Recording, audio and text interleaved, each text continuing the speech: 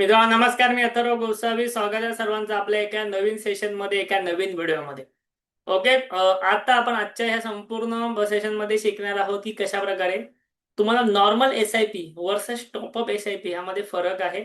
आणि तुम्ही जर योग्य प्रकारे टॉपअप एसआयपीचा वापर केला, ओके, योग्य प्रकारे जर तुम्ही टॉपअप एसआयपीचा वापर केला तर तुम्ही कशा प्रकारे डबल रिटर्न्स तुमच्या इन्व्हेस्टमेंट मध्ये कमवू शकता छोट्याशा टॉपअपने, ते मी तुम्हाला आजच्या व्हिडिओमध्ये शिकवणार आहे.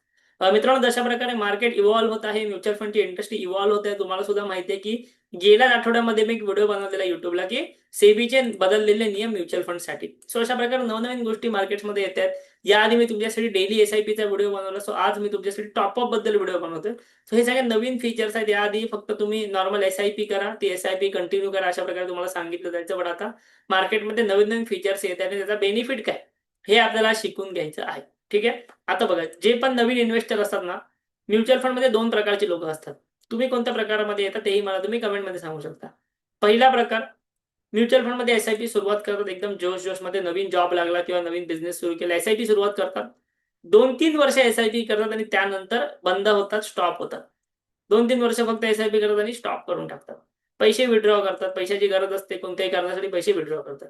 सेकंड प्रकारची लोक असतात जी एसआयपी सुरुवात करतात, एक फिक्स अमाउंट ठेवतात आणि कंटिन्यू 5 वर्ष, 10 वर्ष, 15 वर्ष, 20 वर्ष सेम फिक्स अमाउंटनेच एसआयपी करत सुटतात.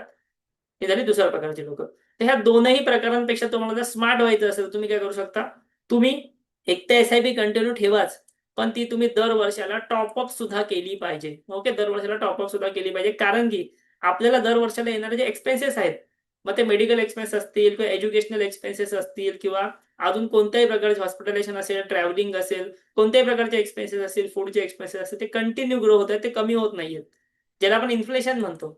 हे इन्फ्लेशन जे आहे ते इंडियामध्ये साधारणतः 6% इन्फ्लेशन दरवर्षी जे आहे ते वाढत असतं.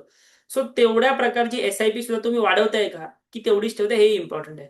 समजा तुम्ही तुमची एसआयपी 10 वर्ष सेम ठेवली, तर कदाचित तुम्हाला ते मिळणारे रिटर्न्स इन्फ्लेशन व्हॅल्यू ऍडजस्ट करून एवढे मोठे वाटणार नाहीत. सो त्यामुळे तुम्ही तुमची एसआयपी दर वर्षाला तुम्हाला जमेल तशी टॉपअप केलीच पाहिजे. जशी तुमची सॅलरी वाढते तसं तुमचं बिझनेसमध्ये इन्कम वाढतं त्याप्रमाणे.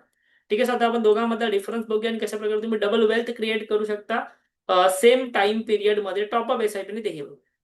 ओके, आता इथे बघा, सगळ्यात पहिलं म्हणजे मी तुम्हाला एक ₹20,000 एक्झाम्पल देतो की तुम्ही समजा ₹20,000 एसआयपी करत असाल म्युच्युअल फंड मध्ये आणि ही एसआयपी तुम्ही 20 वर्ष केली, तर तुम्ही ₹20,000 एसआयपी 20 वर्ष करून 20 वर्षामध्ये ₹2 करोड वेल्थ क्रिएट करू शकता. Exactly ₹2 crore wealth.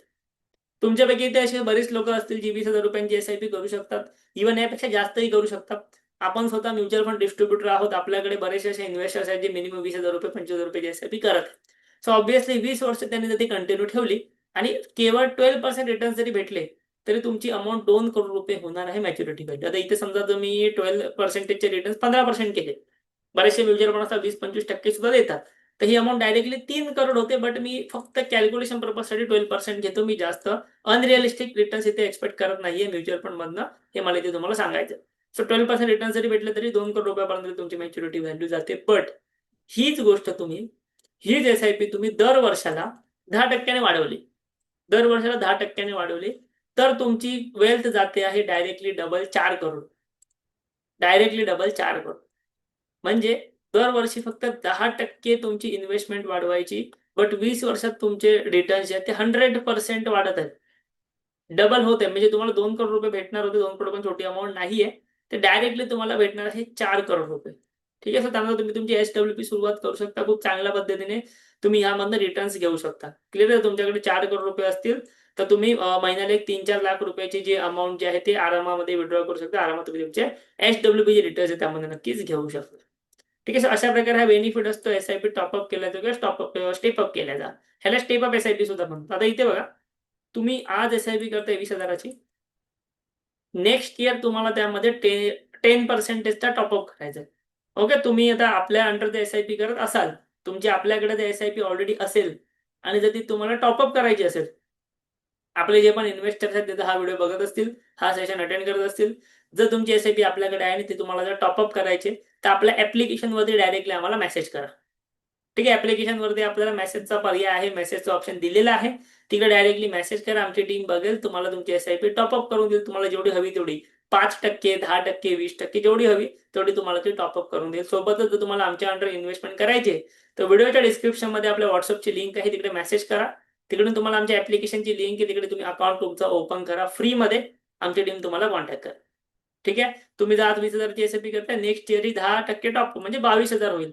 त्याच्या नेक्स्ट इयर परत 10% टॉपअप म्हणजे जवळपास 24,200 रुपये होईल. सो अशा प्रकारे तुम्ही दर वर्षाला 10% टॉपअप जर ठेवला तर तुमची वेल्थ जी आहे ती 20 इयर्स मध्ये डायरेक्टली डबल क्रिएट होते आहे.